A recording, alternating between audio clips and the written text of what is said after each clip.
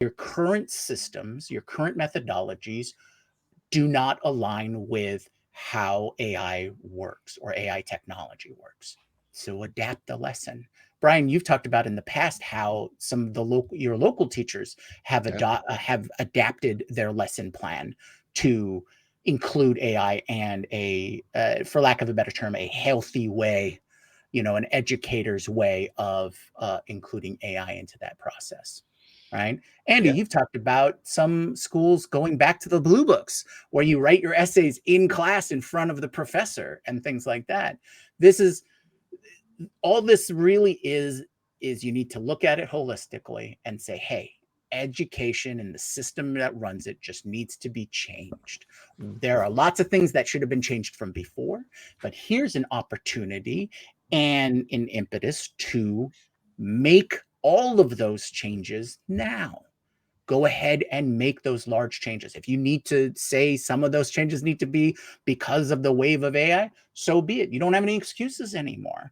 Go forward and make all of those sweeping changes that you want.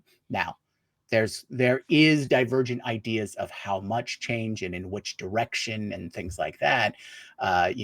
Some are even advocating for the complete dismantlement of the current system, and everyone will just have their own personal AI tutor, and maybe it'll just be assessments run by a board, those kinds of things.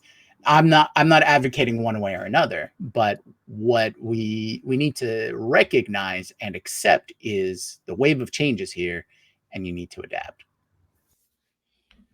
Yeah, I agree with that. I think one of the things we can get into are, some of the roadblocks, and it's at all levels, right?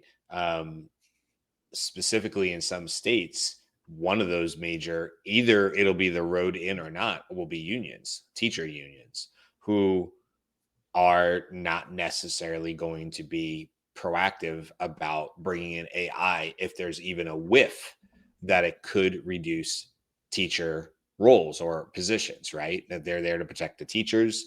That's what the unions are there to do. And there's some issues.